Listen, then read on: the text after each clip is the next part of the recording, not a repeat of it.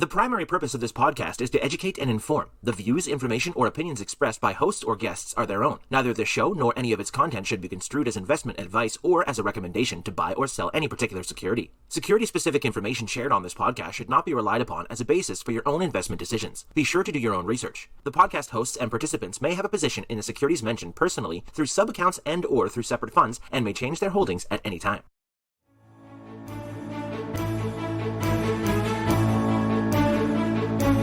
Welcome to This Week in Intelligent Investing, where we examine timely and timeless investing topics to help you become a better investor. Enjoy authentic, unscripted discussion featuring Phil Ordway, Elliot Turner, and other thought-leading investors, brought to you by MOI Global. And now, here's your host, John Mihaljevic.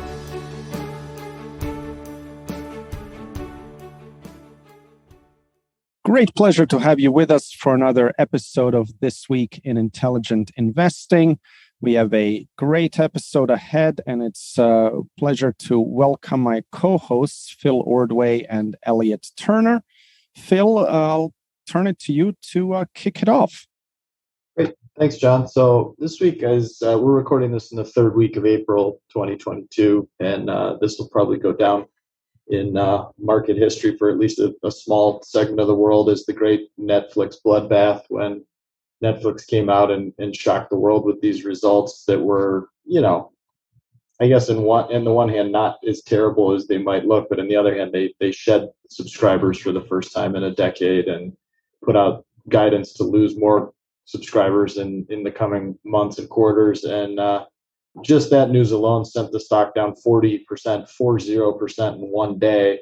And I believe the peak to trough decline is now something on the order of 75%, maybe close to 80%, since its absolute peak just about 5.5-6 months ago, in November of 2021. And somebody on the tweet machine who I like made the point that, it's pretty staggering that 6 months ago, the company was priced at 10, 11 times trailing revenue, and now it's trading and priced at 15 times forward 2022 EBITDA. And I'll come back to those two metrics in a moment. And the problem with that transition from 10, 11 times revenues to 15 times forward EBITDA is that the stock's down 75% in between. And so there's obviously been I don't mean to laugh, but it's just been a bloodbath. I mean, you kind of have to laugh at those types of numbers, right? And I think the really amazing part is that the pain is going to continue, I think, for a little while, at least in the sense that, this isn't going to recover all of that loss in a short period of time, right? I mean, just for that to recover, you're going to have a tripling of the share price in relatively short order, and I think that we could all agree is somewhat unlikely. Now, look, I've followed Netflix for a long time. I admire it as one of the best managed companies I've seen. I particularly admire its investor relations and communications efforts, which I think are remarkably good and remarkably clear. So look, I don't have a dog in this fight. As usual, I try not to talk about things that I own. I've never owned Netflix directly. And even at this price, I'm still not quite sure what to make of it. I mean, one of the things that's always bothered me was the amount of spending that was required.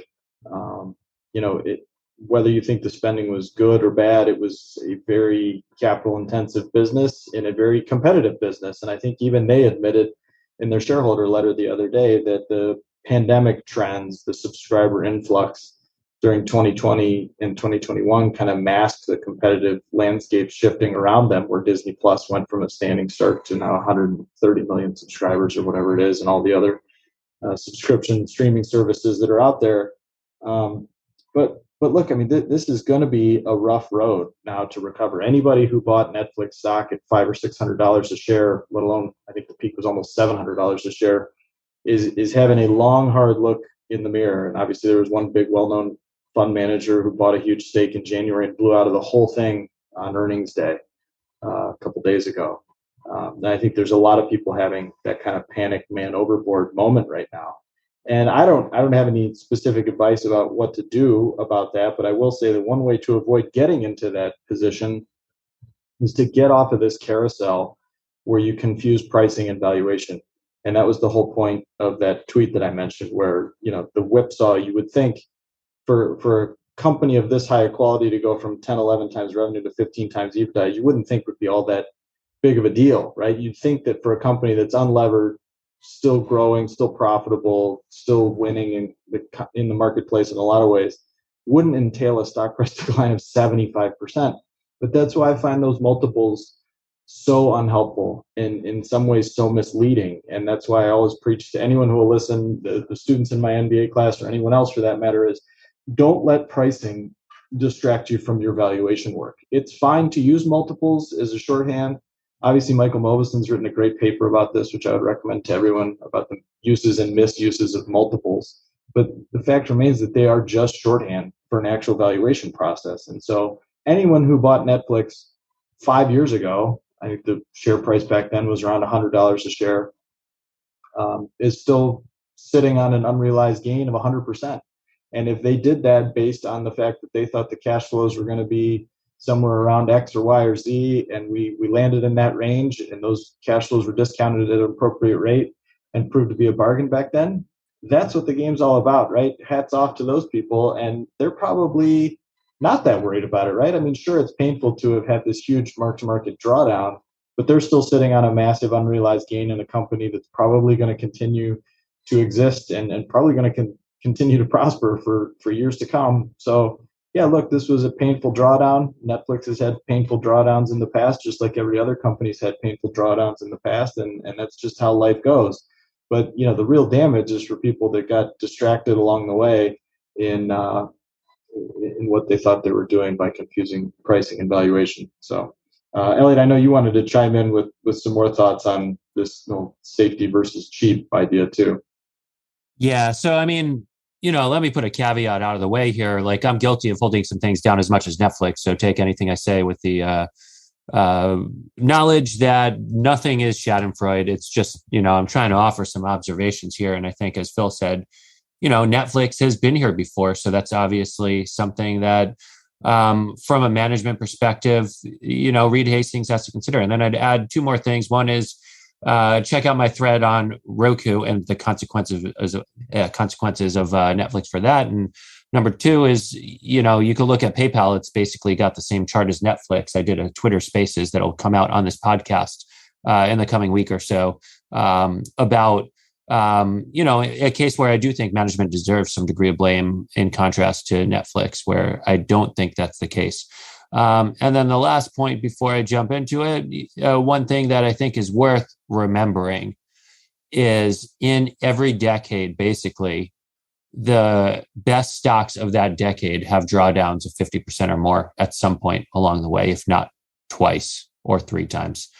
And so that's the nature of the beast. If you want to invest in great companies, you have to be willing to stare down those drawdowns. But there are a lot of companies who go down by this much that never come back and end up down and out. So it's really hard to say in the heat of the moment that, they'll bounce back. I do think there's some things that feel and look a little different for Netflix right now. Their strategy has to be fundamentally different. And the notion that they'd have to embrace advertising right now is something that raises questions about their assessment of their addressable market. So whereas some companies may be down because the tide's gone out, it's worth asking, is Netflix down because the tide's gone out, or are they down because there's something that is very different after COVID has pulled forward the realization and capture of their TAM? I don't know the answer. I've been spending a lot of time trying to figure that out. And I think it's worth everyone spending the time, right? Everyone says they want to buy low, sell high, but it does seem like a lot of people are like piling into the negativity about a lot of these businesses rather than piling into the source materials and learning about them. So, hey, I'll put that out there. The other thing that I've been gawking at this week, aside from Netflix, is just what's gone on in the consumer staple space. So first, alongside Netflix, there are a handful of other tech companies who, after Netflix reported in Q4 of 2021 in February this past year, these other companies that reported poorly alongside that, they've been down anywhere from 10 to 25% over 3 days following Netflix move, which is just absolutely nuts. They've gone down what you'd expect from bad earnings in their own right. And it's worth asking this question. Are they pricing in having that bad in earnings, or are they themselves, or is there something like different at work here, like portfolio contagion and people just degrossing or redemptions? Who knows? But just throwing that out there. But the real other thing I'm gawking at, sorry for the prolonged tease of this, is just how damn expensive the consumer staples are. It's almost mind-blowing. Wall Street Dropout had a tweet that I think put it in a stark light. Consumer staples today closed out last week at the highest forward PE multiple in at least 40 years. And why 40 years? Because that's where Bloomberg's data cuts off. 22 times forward earnings on the freaking consumer staples, the low growth consumer staples that are actually, some have pricing power, others are actually exposed to inflationary headwinds. So when we hear all this talk about how, hey, this is interest rates going up, therefore people are repricing discount rates, I don't know. There's something different that's in the air than merely just that. I think one way that I've wanted to lay this out is you spread out all the staples, look at their average Ps and stuff like that.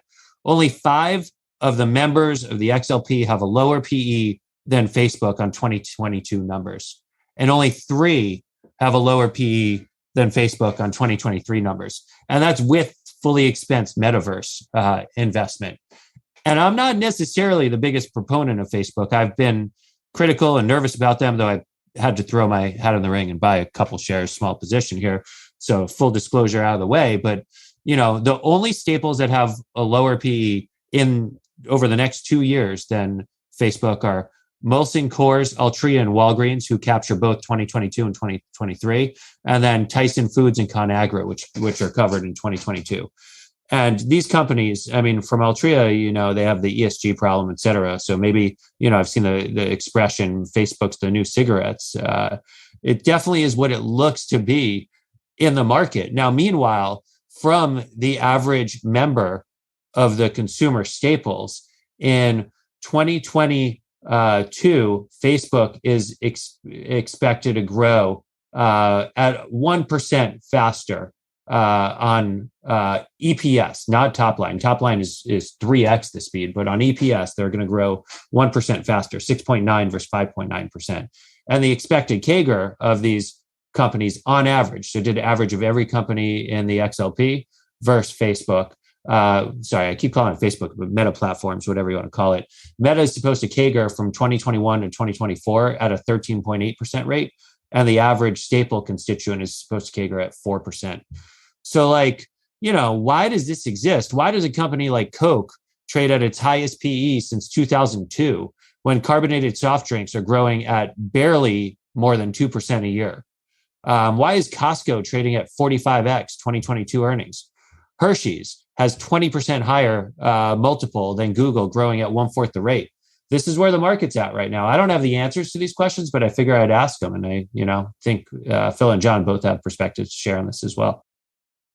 Well, I think you hit on it earlier. I think you may have answered the question by asking it, which is there something else going on here, or is the tide going out? And I think the answer is all of the above. I think anytime you get a result this big, it means there's multiple things all pulling in the same direction. And so for years, or at least the last couple of years, you had things all pulling hard in one direction, exacerbated by the COVID pandemic, low rates, stay at home, all this stuff, all work tech, all this stuff working in the same direction, all these high growth, lower negative cash flow companies getting big valuations. And now you've got the other end of it, right? And so now people have all stampeded to the other side of the boat, and you have these things, like you mentioned, that are priced at levels that are really, really hard to justify in a lot of cases. And I'm certainly not trying to justify any of those prices. I continue to find this market to be a difficult one in a lot of ways. Every market's difficult in its own way, but I don't think there's many obvious places to hide right now. I think you have a lot of genuine risk that's out there in terms of some prices that are still too high for the reality and the odds that they face. And now you've got the very real near-term issue of big inflation staring you in the face too. So none of this jumps out as like an obvious near-term solution for me, that's for sure. And I'll just add, it's interesting that we have consumer staples stocks at the highest multiples, even as interest rates have moved higher and will probably continue moving higher. So in the past, you could make that argument that high multiples are justified because interest rates were so low. But now the multiples are even higher while interest rates are no longer as low. So it's certainly head scratching, and to me, it's just another, confirmation that people like to be part of the herd. They want to be where it's warm inside the herd, and consumer staples is a sector that's still okay. In fact, doing quite well, when other sectors where people looking for great businesses and compounders have gotten hit very, very hard. So, that maybe explains what's going on. I think Costco now is at a great company, by the way. I think that's the obligatory kind of disclaimer whenever talking about Costco. Terrific company, but it's trading at 40 times or 45 times earnings, something like that, which is quite rich. Yeah, we were talking about this a little bit offline. I mean, Costco's probably one of my top 2, 3, 4 favorite companies of all time, both in terms of how I kind of personally enjoy it, and I'm a customer. I've actually never been an investor directly, just because if this seems high, I've never been able to pull the trigger even at lower prices. And there are definitely a couple of points where I kick myself, because I think you can still make a case that over 5 and 10 years, Costco will be just fine. But you're right, John. I mean, it's tough at this price to allocate new capital to it. I mean, the growth is going to be there, but it's not going to be there at a point you can really get comfortable justifying 40 and 50 times the near-term earnings to make that math really all that juicy as an investor. So, again, I just keep coming back to the fact that I try to find companies like that I love, that I can understand. And when things really do get ugly, you pile in. And unfortunately, for a great company like Costco, it hasn't had too many of those, although I'm going to look this up right now. I think there was a brief period when there was a COVID slowdown. Yes, I mean, it dipped around September of 2021. It dipped a little bit, and it was around $450 a share versus $575 today. And I think on a forward basis, that was all the way down to 25 or 30 times earnings. I mean, something like that, which again is a multiple, just crude shorthand.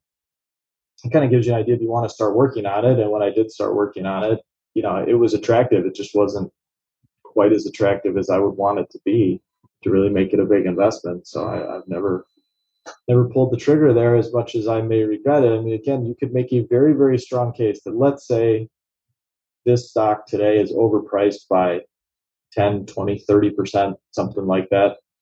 And it wouldn't matter in the slightest if you bought it 3 or 4 years ago at $200 or $250 a share, and the stock today, quote, should be trading at $500 a share, right? I mean, that's where I kick myself, because those results, those cash flows, everything is kind of developed in a way that would have been broadly in line with my thinking back then.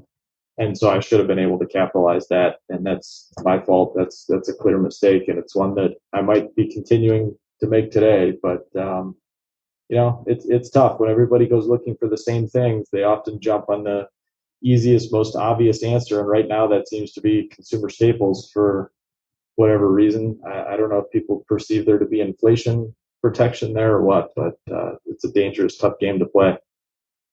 Yeah, alongside staples, one of the other things that caught my eye this week is that the yield on utilities actually dropped beneath that of treasuries. It's like, okay, the 10-year treasury, sorry, the two crossed this week. And it's like, sure, utilities are safe. People keep paying their bill, yada, yada. But, which would you rather buy if your true goal is safety? Utilities have been perfectly correlated with treasuries. As yields went down, utilities went up and vice versa. And here you have yields going up, and it's still the safety trade, and it's just kind of interesting to see how there's this like bubbling up of safety. And I think if I had to explain what's going on with some of the growth stuffs, Compound 248 has this great tweet on the standard path of a growth to value transition. His stock trades on 1, EV to TAM, then 2, EV to revenue, then 3, EV to gross profit, 4, EV to EBITDA. And he had a recent tweet stamping it with Netflix, you are here, right? They're going from EV to gross profit to EV to EBITDA, and then EV to free cash flow, yada, yada. But the idea being that, in these transitions, there's a great degree of turbulence, and you have to turn over your prior investor base and bring in a new investor base. And it's really hard to find people quickly to kind of warm to the idea that, hey, like Phil, you were saying, Netflix is now 15 times earnings when it was, way more than that on a 15 times EBITDA when it was way more than that on a sales basis. It's hard to get people to like fathom that and realize and be like, oh, I actually got to do my work. Is that a good price to get in on it here? So those transitions tend to be very turbulent. And I think the other force, we did a topic a few months ago about how COVID itself made forecasting for both management teams and investors that much more challenging. And so I just think things are moving so much faster right now that people don't have a good grasp on what they are willing and not willing to underwrite to at the moment.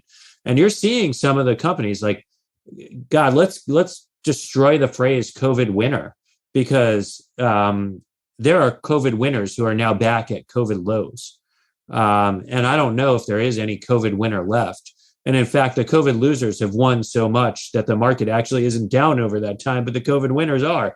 So I don't know. These labels don't even make sense anymore, yet they made so much sense not even like half a year ago. I was just looking up, thought I might have a COVID winner that was still left, but no, looks like it's pretty much washed out. The trade desk. Okay, yeah, maybe. There's a lot going on in that industry too that's independent of COVID. So I don't know. Yeah, I agree. It's such a sloppy term, but I was just looking, I pulled up the Netflix numbers because it's so interesting to me. So if I had told you back in 2018, 2019, that over the next 3 or 4 years, and so let's take a hatchet to 2022 and 2023, because there's just going to be, a lot of pain to take, but the business is obviously not going to disappear or struggle and go down the tubes in any significant way. It'll probably still grow at least somewhat. But just starting back in 2018, by this year or next year, from that starting point in 2018, the revenue will have more than doubled. Gross profits will have roughly tripled. Net profits will have roughly quadrupled. And free cash flow will have turned positive. And yet you're well underwater from that starting price. So this is why it's so tough, right? Because if you just ignore what you're paying on a cash flow basis and ignore valuation altogether and just start slapping multiples on things, you will have lost money despite the fact that you would have been directionally or even very numerically accurately correct in what you were forecasting. And that's a stunning outcome, I think, for a lot of people to realize, but it's very much true. And Netflix is just the most recent, most prominent example of it. Yeah, to kind of hammer home that point, I see some stocks today trading at multiples below what some people were using as terminal value multiples just a few months ago. So it's like, yeah, well, can't be terminal value if it's still growing and it's there today. And it's still there today. Yeah, I think that's why this is so easy, and why I have really trained myself out of the process of doing, when you're a brand new analyst or you're in school or whatever, you build out these beautiful spreadsheets, these big 13-tab DCFs, and convince yourself that you've figured out the world better than the next guy. And I just think it's the totally wrong way to think, because you start completely hammering into your own head these terminal value multiples or these growth assumptions or whatever, and you become so myopically focused on those specific numbers that drive almost all the value, right? I mean, we've all hopefully at this point figured out that a little tweak here or there to the terminal value is going to have an enormous impact on your discounted present value. And if you can't train yourself out of that, I think you run a huge risk of getting caught up in one of these hurricanes where you wake up one day and the stock's down 70% in 6 months and you're facing a decade-long slog to just get back to even. Yeah, it's really remarkable. I mean, to me, it's kind of the very basics of investing have to do with valuation. What you're paying for something, right? Paying less than something is worth. And I feel like so many investors forgot about that, or maybe never even learned it really, how to value a business. I feel like in the last 5 years, let's say, when compounders were doing so well, investor was kind of synonymous with business analyst, but it's not the same thing. If it was the same thing, then you'd have McKinsey guys running hedge funds or McKinsey itself turning into an asset manager. They got the business analysts, but being a good investor is often very different from that. And yeah, it's great when you find a business that's going to compound value for a very long time, but you still got to know what you're paying for it, and you got to reevaluate at different points in time. When something gets completely ridiculously overvalued, it's just kind of irresponsible to say I never sell. And people say they don't want to fall in love with a stock, but that's exactly what a lot of investors in Netflix did do. Netflix at 700. If you're not thinking about trimming your position, you're in love with that stock. And I know people who owned it and maybe still own it. I'm not sure, but there was no talking sense into them. It was kind of like, oh yeah, John, you just don't understand the true economics of the business and things like that. But come on, I just honestly could not see the case. Yeah, I tend to agree. Go ahead, Elliot. Yeah, I mean, I'm guilty as charged in some of these things. I think it's harder than it sounds sometimes because you could still underwrite to, I don't know, depending on what you believe is true. The problem is, there will be bumps along the way. So it's about like the skew of the returns from there. And then you got to take into consideration whether you're a taxable or not taxable investor. You have to take into consideration then the extent of how much downside you need to foresee and your precision in selling high and buying low and where exactly that would be. If it's something you're truly intent on owning for a long time. But most importantly, it's about your investor base. You have to have an investor base who's willing to see through that. And you have to understand that, when sentiment changes, you might be liable to change your perspective, and that could be a catastrophic outcome. So yeah, it's hard, and sometimes you sell something and say it's expensive, and then it starts justifying the valuation quicker than you thought. But this environment, I think, has been like really hard because things have changed so quickly. You didn't really have like even a couple months to think about, like, is this too expensive? Like, are there some things that I should be thinking about here? It was like, you basically had like 1 month, not even that. It all happened very quickly.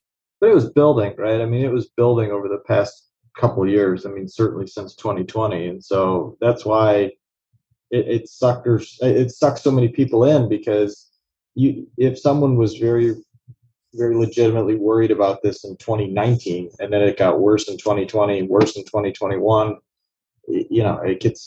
that's a long time for some people to wait. And I'm certainly guilty of some of that too. Like, it just feels like you sit here waiting for Godot in a lot of ways, both on the up and the down. And there's no easy way out of it. So I guess the question I keep coming back to now is like, all right, well, we're here today. So what do we do about this going forward? And as you kind of brought up, Elliot, I mean, safety isn't exactly cheap today in any form, right? I mean, I was looking again at the bond market. I think that's one of the more interesting stories, potentially even more interesting than what's been going on in the equity market in the first quarter of the year and into the second quarter now, 2020. In just the first quarter of the year, it was the worst first quarter results on record for the formerly Lehman, formerly Barclays, now Bloomberg U.S. Aggregate Total Return Index. Worse than 1979, worse than 1980, worse than 1981. back when you had really stratospheric interest rates by comparison and high inflation rates. I mean, there was more of a drawdown in the first quarter this year than then. And, we'll see what happens from here. But I think everybody, similar to the lesson they've been learning about confusing multiples and pricing and taking a lot of valuation risk if they were hiding behind, either faulty assumptions or a bad pricing process, what they thought was a valuation process. Now people are learning about the pain of duration. And so, and I would posit that there's not a great place to hide in most areas of the bond market, and you're going to potentially continue to see a rotation there of people that have been burned by inflation and now try to go hide in shorter duration stuff to at least stop the bleeding. So, my only answer here is, real estate is one answer. If you have truly differentiated real estate, again, at the right price, you can't ignore the valuation there either.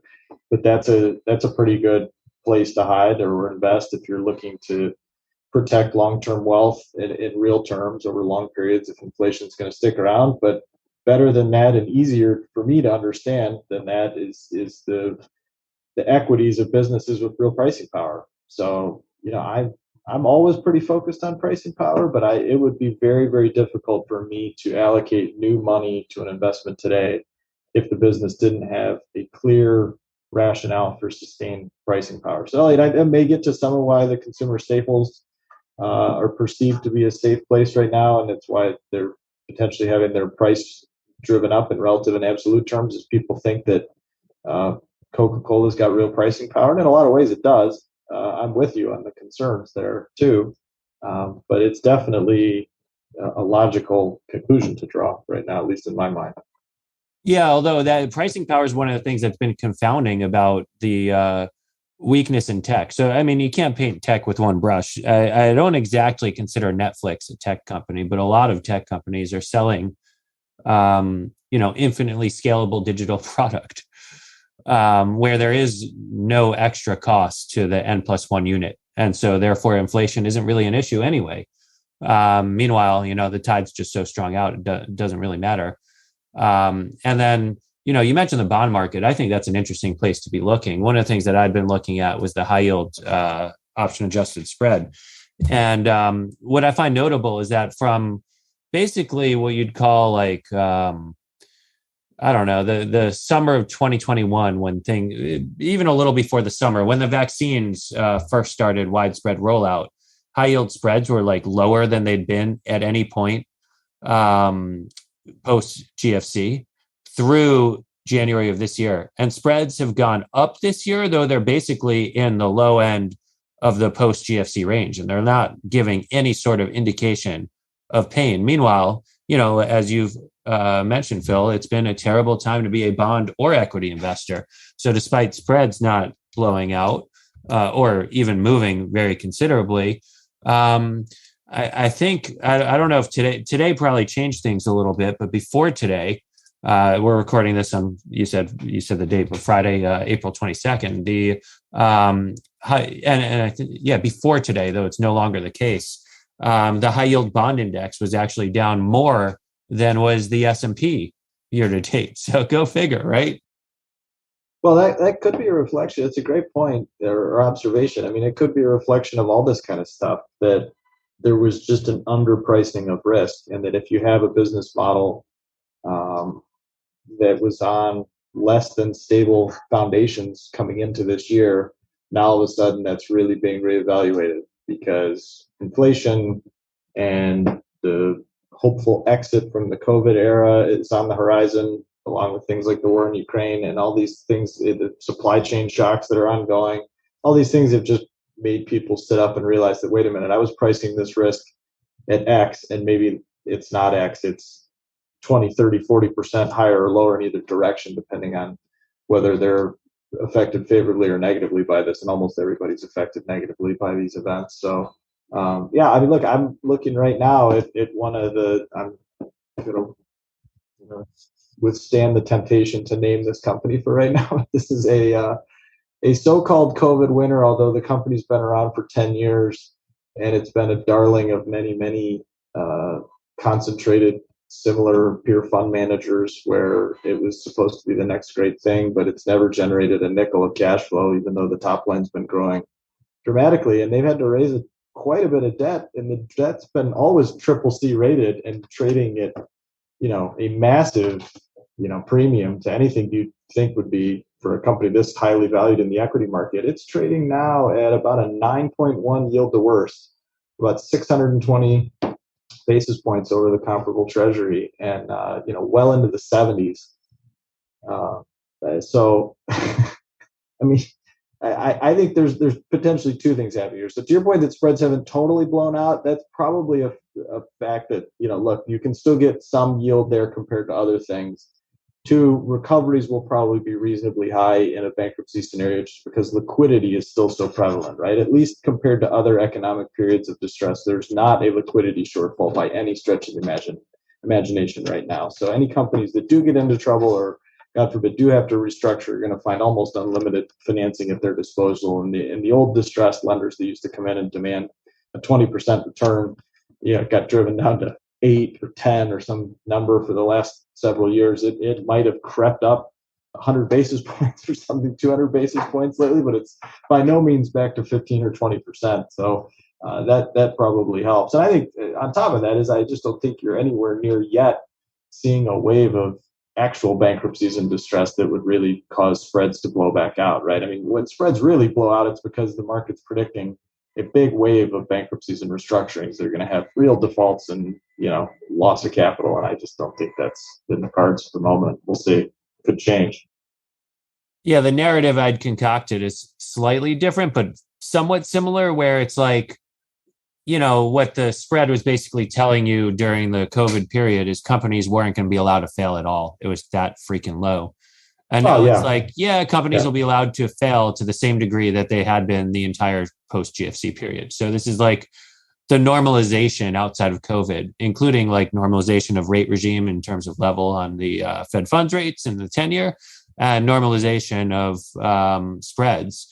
But it doesn't look like, at least in terms of how I look at this one specific metric, it doesn't look like, the bond market saying like, holy cow, we're heading for imminent recession right now. I would agree. I don't think it's saying we're heading for imminent recession, although I think clearly the red flags are flapping in, to some degree. But I think the disconnect is probably still more stark on the equity side. I mean, again, just to pick on this one example I was just referring to, this is a $20 billion enterprise value company that has almost a $14 billion market cap. So there's $6-7 billion of debt, all trading at basically distressed levels, all triple C rated, all at a huge discount for par, all trading at very wide spreads. So something there is clearly wrong, right? Either some credit investor should swoop in there and just buy every bit of paper they can get their hands on, because if that paper's money good, that's what you would assume the equity market is saying, is that obviously that paper's money good if you're going to have this giant equity market cap sitting on top of a company that's burning a couple $1 billion.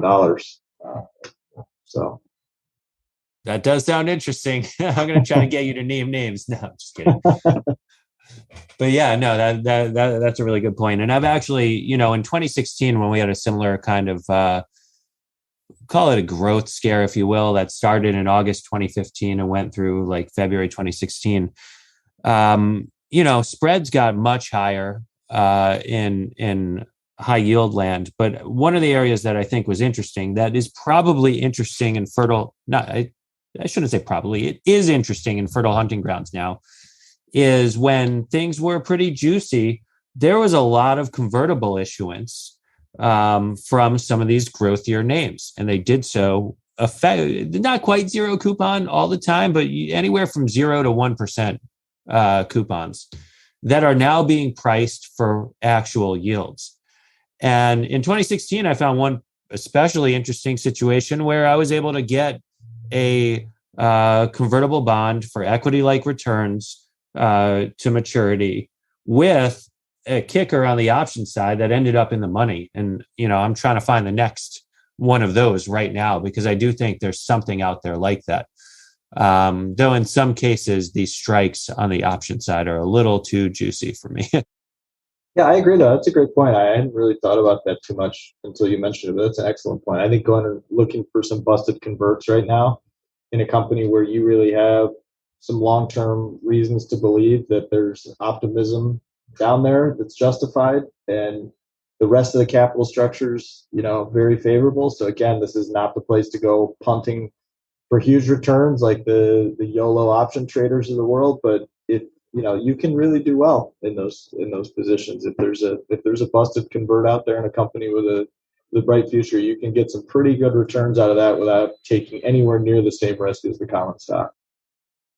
Exactly right. It's a good way to get into these kinds of things. If you're like not exactly predisposed to investing in some of the growth of your names, but you're like, there's zero chance this company fails. I just don't want to underwrite to the equity right here. That's, one way to kind of play your part in this all. Exactly.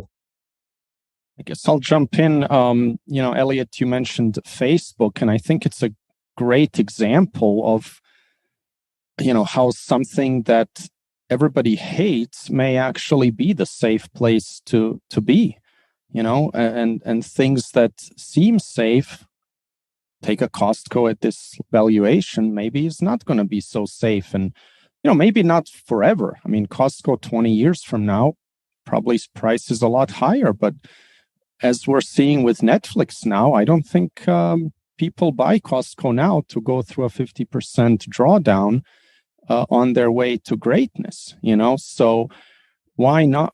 And when you have thousands of stocks to choose from, why not choose the one that's already gone through the drawdown? Well, that's hard because everyone's telling you you're an idiot. And that's exactly what's happening with Facebook now. And, I'm not making a recommendation here. I'm just using it as an example for educational purposes. But the valuation is pretty crazily cheap. There's a maniac running it who is laser focused on winning. He's still very young, has done a great job in the past. And, I really think the reason Facebook is trading where it's trading is because it's disappointed people who expected much higher growth numbers. I don't really think it has much to do with the fact that it's the new cigarettes, because if Facebook is the new cigarettes, then TikTok is the new heroin. And I think ByteDance, amazing. I'm pretty sure ByteDance still has a pretty rich valuation. So it just comes down to the numbers. But then you take Facebook, the cash generating potential of this company, and not just potential, but what it's actually doing. And, what about that argument, when we talked about Joel Greenblatt style bargains, that those are particularly good if the company can reinvest a lot of capital at high rates. And we don't know yet what rates Facebook is going to get for its reinvestment in the business, but it's certainly very high. And I don't think Mark Zuckerberg is just doing it to light money on fire. The metaverse is going to be big, and Facebook has a real chance of being a long-term leader there.